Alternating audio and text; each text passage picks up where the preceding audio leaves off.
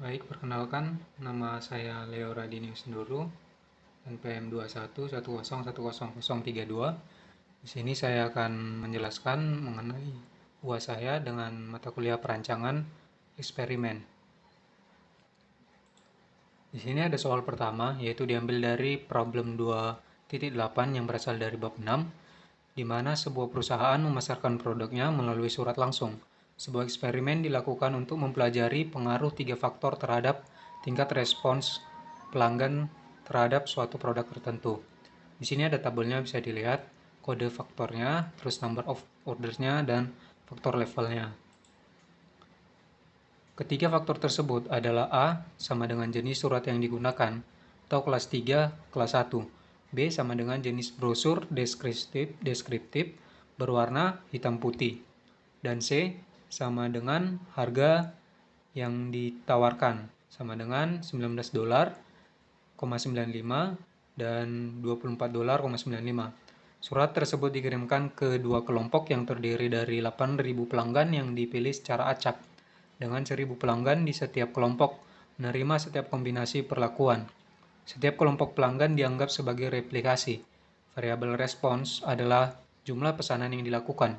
Data eksperimen ditunjukkan pada tabel 6.6. Nah, yang jadi pertanyaannya yang pertama adalah analisis data dari eksperimen ini.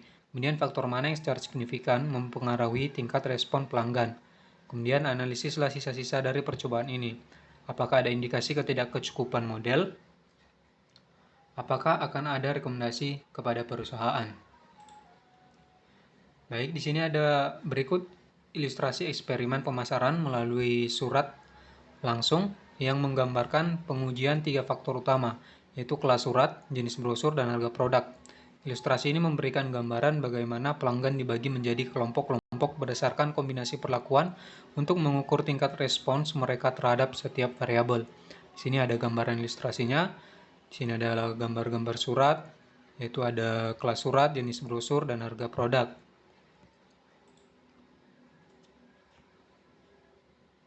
Kemudian ini adalah penyelesaiannya.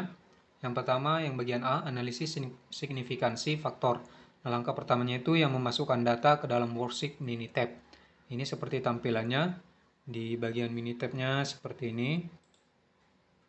Ini adalah data dalam Minitabnya. Bisa dilihat yang saya blok adalah bagian data dari Minitabnya. Kemudian menghitung rata-rata respons. Hitung rata-rata respons. Nah, untuk menghitung rata-rata respons yaitu pilih call, kemudian ke kalkulator, kemudian atur store result ke kolom baru, misalnya min response, memasukkan ekspresi replicate 1 plus replicate 2 per 2. Ini adalah tampilannya. Ini tampilannya di Minitab seperti ini. Ini dia, dipilih call, kemudian kalkulator. Kemudian di sini diisi resultnya.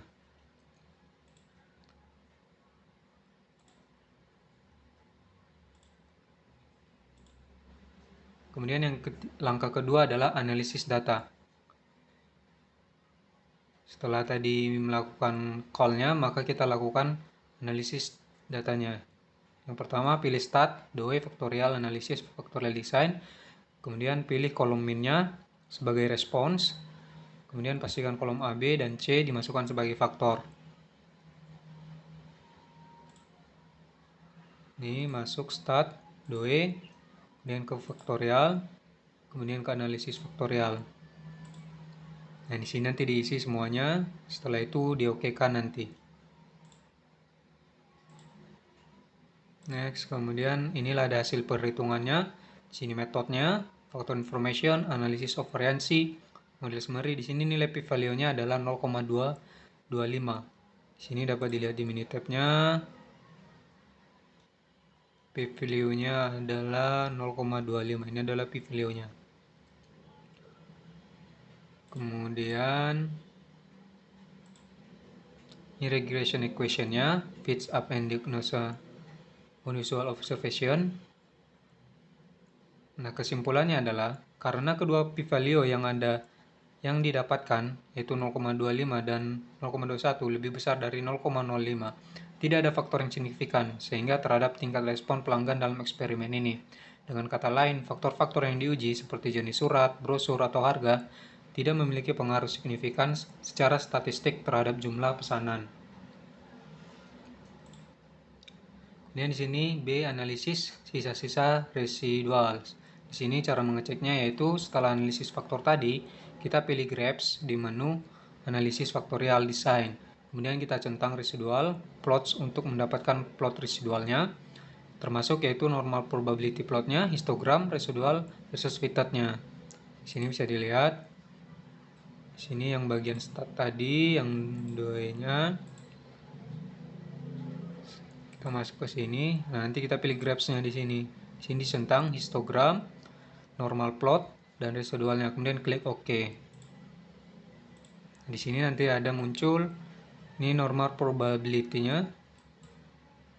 Ini adalah residual normal probability-nya. Bisa dilihat naik ke atas dengan titik-titik yang tersebar sedikit ya. Normal probability plot. Nah, di titik ini pada plot mengikuti garis lurus secara umum, tetapi ada sedikit menyimpang di ujung. Dengan asumsi normalitas untuk residual sebagian besar terpenuhi, meskipun ada penyimpangan kecil. Penyimpangan ini mungkin tidak signifikan secara praktis. Dan di sini ada versus fits. Sini residual versus fitness values. Titik terbesar di sekitar garis 0 tanpa pola sistematis yang jelas. Residual terlihat acak, menunjukkan bahwa model cukup baik dan tidak ada indikasi kecukupan model atau pelanggaran asumsi homogenitas varians. Kemudian yang ketiga, histogram. Nah, ini histogramnya. Histogram menunjukkan distribusi residual yang cukup simetris dengan puncak di sekitar 0. Distribusi residual mendekati normal dan asumsi normalitas. Nah, di sini ada rekomendasinya. Rekomendasi untuk perusahaan. Rekomendasi berdasarkan hasil analisis tadi. Yang pertama itu faktor-faktor tidak signifikan. Dari hasil analisis, p-value itu 0,25 dan 0,121. Tidak ada faktor yang signifikan secara statistik yang mempengaruhi tingkat respons pelanggan. Artinya, variasi dalam kelas surat A, jenis brosur B, atau harga C tidak menunjukkan perbedaan yang signifikan pada jumlah pesanan. Yang kedua, efisiensi operasional. Karena faktor-faktor tersebut tidak memiliki pengaruh signifikan, perusahaan dapat memilih opsi dengan biaya operasional terendah. Yang pertama, menggunakan kelas surat yang lebih murah atau kelas 3. Kemudian yang ketiga, yang B memudahkan brosur hitam putih daripada berwarna. Yang C menawarkan harga yang lebih rendah atau $19,95 untuk menarik lebih banyak pelanggan tanpa merugikan. Kemudian di sini masuk soal yang kedua. Jelaskan setiap item 7 item mengenai aplikasi dari bentuk dalam melakukan percobaan seperti di bawah. Wilderness for Design Experiment. Penjelasannya berdasarkan percobaannya. Yang pertama, reconnection of and statement of the problem atau pre-experiment. Langkah awal adalah mengidentifikasi masalah yang ingin dipecahkan.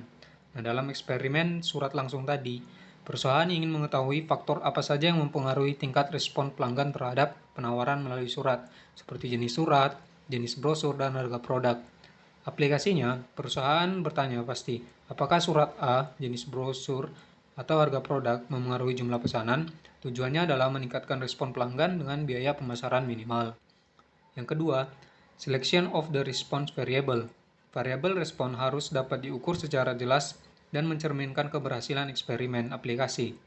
Variabel respon dalam eksperimen ini adalah jumlah pesanan yang dilakukan oleh pelanggan untuk setiap kombinasi perlakuan. Kemudian yang ketiga, choice of factor. Choice of factor level dan NRAM. Faktor adalah variabel independen yang diuji dalam eksperimen, dan level adalah nilai atau kategori dari faktor tersebut. Rentang harus dipilih secara logis untuk mencangkup variasi yang relevan. Aplikasinya yaitu faktor A, kelas 3, 1 minus 1 versus kelas 1 plus 1. Faktor B, jenis brosur, hitam putih minus 1 versus berwarna plus putih. Faktor C, harga produk $19,95 minus 1 versus $24,95 atau plus 1. Setiap kombinasi faktor dicoba dalam eksperimen. Kemudian yang keempat, choice of experimental design. Memilih desain eksperimen yang sesuai untuk memastikan hasil yang valid dan efisien. Nah, aplikasinya, desain faktorial, 2/3 digunakan untuk mencangkup semua kombinasi dari 3 faktor pada 2 level atau low height. Ada 8 kombinasi perlakuan yang diuji dalam 2 replikasi tersebut. Performing the experiment, melaksanakan eksperimen sesuai rencana untuk memastikan hasil yang konsisten dan bebas dari bias. Aplikasinya, surat dengan kombinasi perlakuan yang berbeda dikirim ke kelompok pelanggan yang dipilih secara acak atau 1000 pelanggan per kelompok untuk memastikan distribusi yang adil dan hasil akurat. Keenam, statistical analysis of the data. Data dianalisis untuk menentukan efek dari setiap faktor dan interaksinya, serta signifikansi statistiknya.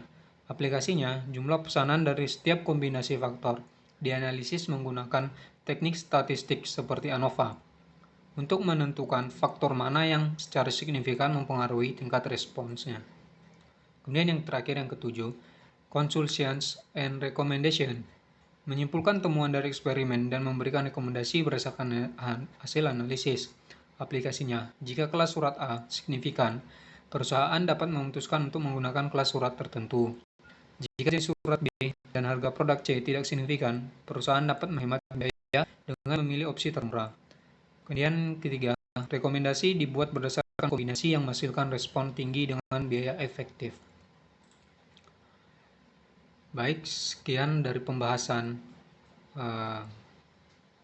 PPT saya untuk UAS.